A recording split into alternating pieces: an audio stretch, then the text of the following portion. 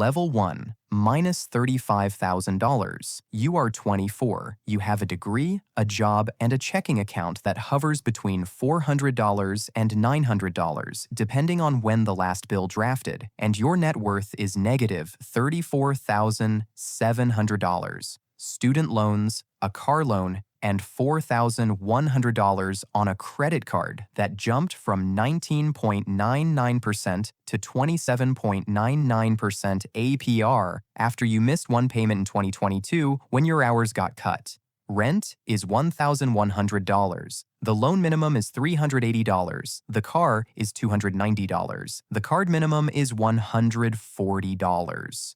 Take-home pay is $2,600 a month, which leaves $690 for food, gas, phone, and everything else. And everything else includes the filling you have postponed 9 months, the check engine light that stayed on since March, and the birthday gift for your mother that will be a $4.50 card. At this level, you are not lazy and you are not irresponsible.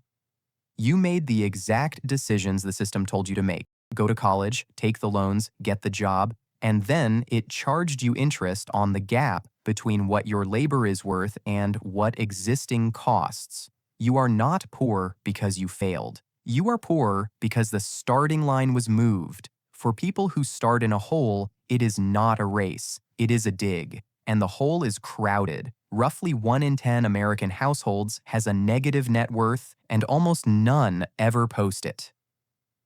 Level 2. $0. You are 28. You have been paying the minimums for 4 years, sometimes a little more, sometimes less when the car broke. The card balance has not gone down. It has not gone up either, and at this level, that counts as progress. Then something small that is not small happens. A tax refund, overtime that stacked for 3 months, a side project that paid more than you guessed, a lump sum, $7,000. You put all of it on the credit card, the balance hits 0. Then you point the next month's surplus at the car loan. One evening you added up $2,100 in checking, $800 in savings. A car worth $5,200 against $31,000 in student loans. The number is negative $22,900, still negative, but $11,000 less negative than 18 months ago, and the direction, for the first time, is not down. You do not celebrate. You close the spreadsheet and make dinner. But something shifted, not in the account, in the relationship. The debt is no longer a verdict. It is a problem you are solving. And the night your assets finally cancel your liabilities, there will be no confetti, no notification, just a quiet Tuesday, a spreadsheet that reads $412, positive, and a line you just crossed that millions of people never reach. Level 3, $10,000. You are 31. Your net worth is $10,000. A small retirement account, savings, a car almost paid off. You stop checking your balance every day. You check it on payday now. And at $10,000, something happens that the version of you at negative $35,000 could not imagine. The hum goes quiet. The constant background calculation. Can you afford the dentist? Is this the month the check engine light collapses everything, drops low enough that you can hear yourself think about something else? You have $3,000 in a high-yield account labeled Do Not Touch. It is not enough to survive a catastrophe. It is enough to survive a timing belt, a dental crown, enough that when something breaks, the thing that breaks is not the entire structure of your month. You start making quiet, invisible decisions. You keep the old phone another year. You decline the $900 wedding weekend. Not because you cannot technically afford it, but because you can see the spreadsheet now, and the spreadsheet makes the trade-off visible. $900 today, or far more in 30 years in the account you finally started funding. You are not wealthy. You are not close. But you are no longer falling. And after years of falling, not falling feels like flying. Level 4, $100,000. You are 36. Your net worth is $110,000. You have crossed the median, around $190,000, and climbing toward it. Your 401k is real now, not theoretical. You have some home equity, a small brokerage, and an emergency fund that would cover 6 months without a credit card. Your relationship with money shifts from survival to navigation. You stop asking, "Can I afford this?" and start asking, "Does this move me toward the life I am trying to build?" The margin changed the question. And margin, more than income, is what separates the people who build wealth from the people who earn well and accumulate nothing. But here is what nobody tells you about $100,000. The comparison shopping begins. Not for products, for people. You look at the peers who earned the same $40,000 you did at 25, and you see the gap. The leased car every 3 years, the apartment with a doorman, the 5-figure vacations, posted in a way that makes you feel like you are doing something wrong. You are not. You are doing the thing that looks boring in the present tense and wealthy in the past tense. The Camry is paid off. The lifestyle has not inflated at the rate of the balance sheet, and that gap between what you could appear to afford and what you actually spend is the engine. Quiet, patient, indifferent to whether anyone notices it running. Level 5. $500,000. You are 43. Your net worth is $510,000. And the number is now large enough that it has opinions it delivers whether you ask for them or not. A 7% move on $500,000 is $35,000, more than the median American earns in a year, in either direction. You learn to stop checking during corrections because swings that large produce emotional responses, and emotional responses lead to selling at the bottom, the one thing that can undo 15 years of invisible accumulation.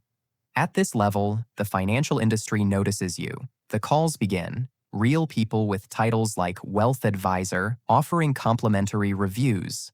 What they do not say is that their 1% annual fee will quietly eat roughly a quarter of your total return over 30 years. You run the math. You keep it simple and low cost. You decline the meetings. This is the crossover. Your money now makes enough money to be a second income. One that works nights and weekends and has never once called in sick. At $500,000, you are in the top 25% to 30% of households, not wealthy by the number, but wealthy by the trajectory, which, with the machine running and the lifestyle restrained, is just time multiplied by discipline. You have the discipline. The time is already running. Level 6, $1 million. You are 48. Your net worth is $1,120,000, a 7-figure number that at 24 with negative $35,000 felt like a different solar system. The day it crosses, you do not celebrate. You update the spreadsheet on a Sunday evening, the total reads $1,008,412. You close the laptop and sit there, and the moment is quieter and more ordinary than you expected. By the time you reach the number, it has stopped being the point. At $1 million, your portfolio throws off roughly $40,000 a year at a safe withdrawal rate. That is not financial independence. It is barely the poverty line. But it is proof the boring decisions were correct. That the Camry and the declined vacations were not deprivation, they were allocation. You become an accredited investor automatically. A status the law grants once you have $1 million outside your home, opening doors to private deals the public cannot access. You did not apply. The threshold was the only qualification. Roughly 1 in 10 households sits here with you, and the other 9 picture a millionaire as someone in a different life. You are in the same life. The car is still a 2019 Camry. The difference is invisible. It is simply that you could lose your job tomorrow and be fined for years, and that quiet knowledge rearranges how you walk through the world. Level 7. $10 million. You are 56. Your net worth is $10.7 million, approaching the top 1%, roughly $13 million. Not because your income was extraordinary, but because the machine ran for 30 years, and compounding on a disciplined base eventually produces numbers that do not feel real until they are. At $10 million, the inversion is complete. A 5% return is $500,000, about 5 times the median household income. So your assets now earn far more than your labor ever did. The money works full-time, it does not age, and it does not get laid off. You have a wealth team now, not an advisor, a portfolio strategist, a trust and estate attorney, a tax specialist who meet quarterly and talk about your positioning for the $84 trillion that will pass between generations over the next 2 decades, the largest wealth transfer in history. You have access to a family office and to private deals that touch no exchange. You have stopped being a participant in the financial system and become a counterparty. The tax code is no longer something that happens to you. It is something you plan around, and done correctly, your effective rate can fall below that of someone earning $100,000. The system published the design. The only key was the number. Level 8, $100 million. You are 62. Your net worth is roughly $100 million. The top 0.1%, a bracket that begins near $62 million. The money is no longer money. It is architecture. You do not make investment decisions anymore. You make structural ones. Which trust or LLC or foundation holds which asset, the tax treatment of capital that will outlive you by generations. Your home sits in a trust. A family office with a chief investment officer you recruited from an endowment runs the portfolio. Your charitable giving flows through a donor-advised fund seeded with appreciated stock, sidestepping capital gains entirely. Your children will never have to work, neither will theirs. And here is the part you sit with, not always comfortably. The distance between you and the person lying awake at negative $35,000 is not a gap in effort or intelligence. It is a gap in time, in compounding, in access. The exemptions, the private deals, the transfer mechanisms that compound advantage right alongside the capital. That $84 trillion changing hands will not be distributed evenly. It will follow the lines that already exist, most of it to the top, almost none to the bottom, and the gap, already wider than a single life can hold, will widen again. So here is the part the number hides, and it is the only part you control. The ladder was never really about picking the right fund or timing the right year. Every rung you just climbed came from 2 things: the gap you protected and the time you let it run. So you start, today, wherever you are on it. You close the gap. Build the cash cushion so a timing belt stops being a collapse. Kill the high-interest debt. Keep your costs flat as your income climbs. And then you put that gap to work as ownership. Not a balance you hope a salesman grows for 1% a year, but things you actually own that compound and pay you.